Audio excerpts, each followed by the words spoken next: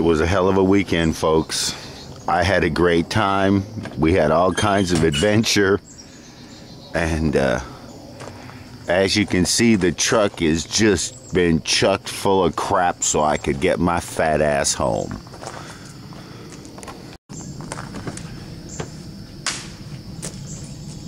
It was a killer weekend. I paddled really well, and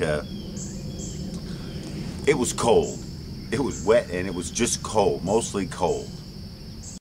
Good morning, tubers. As you can see, I'm cooking a great breakfast here.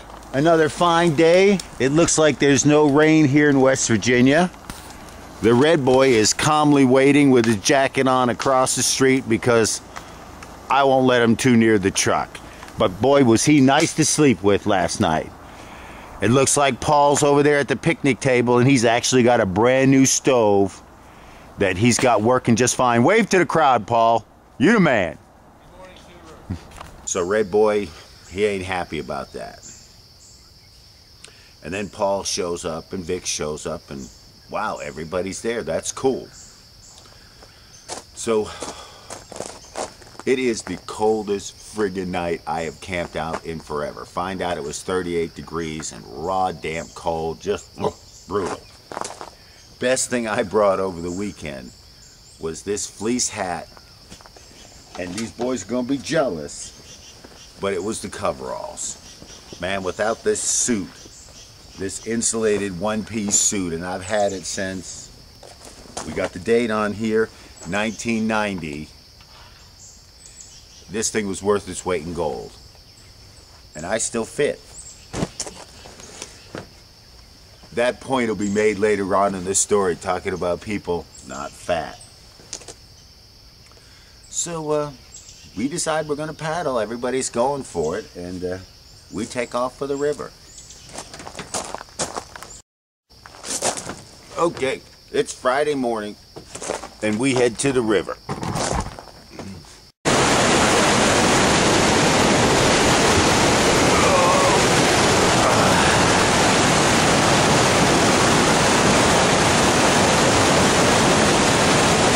Okay, this guy's coming down. He's looking for the mash hole.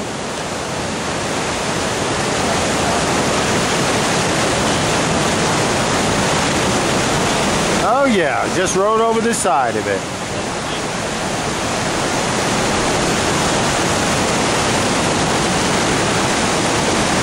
And right past the toilet bowl.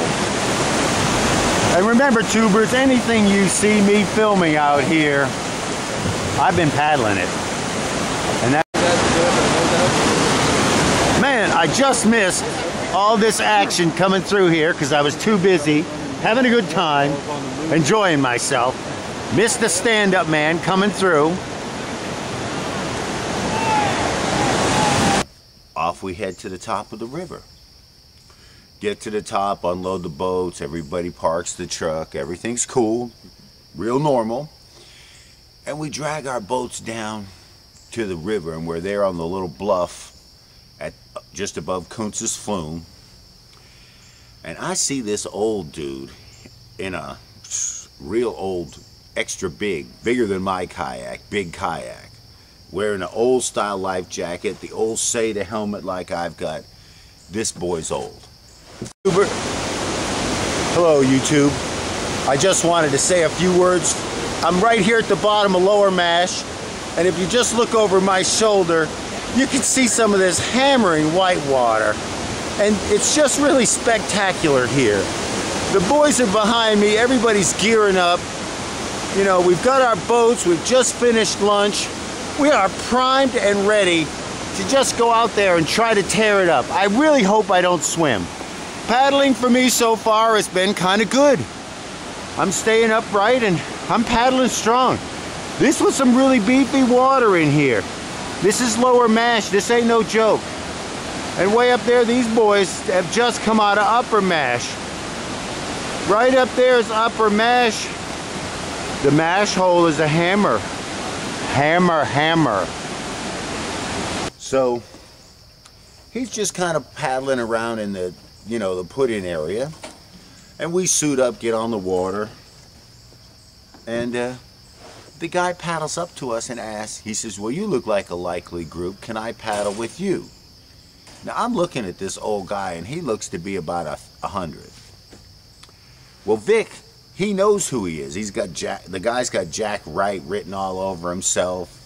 And supposedly he's a pioneer of kayaking back in the 60s, and, you know, when you had to make your own, roll your own shit. Vic says, oh, he's a nice guy. He should boat with us.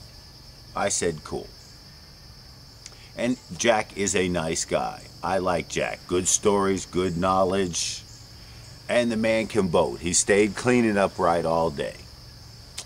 The problem is Jack started having a little troubles because his boat was leaking. Didn't have a sponge. And he's too frail to get in and out of the boat to dump it. So we give him a sponge, and then when he does try to get out of the boat, I've fallen and I can't get up. Dumbass. Jack, you need to quit boating. Either that or you need to bring a helper monkey with you. That's how I'm calling it. You're a nice guy, but if you start swimming or having problems, I don't even know if you can roll. You shouldn't be out on the Lower Gauley. If you can't lift your fucking boat on and off the car at the end of the day, you're not strong enough to paddle. Hey, you're 70 years old, that's great, but you ain't. Your body just is not capable of paddling anymore. And all day Jack kept wearing out. Oh, you guys are breaking too long. I thought we'd be at the bottom of the river by now. Hey, tough shit, next case. You know, Jack, it's time for you to stop, because you can't get in and out of the boat on the banks. You can't dump your boat yourself. You ain't capable of paddling anymore. So we're stuck babysitting Grandpa down the fucking river. And we have a good day, but when we finally get below pure screaming hell, Jack's had enough. He can't, you know, get out of the boat and stop with us, so he paddles away.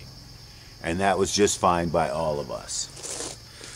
Well, Friday was a really rockin' successful day, and we get up to the top again, collect the cars, and we decide to go drive up the road a little to our favorite parking place and cook a meal in the woods.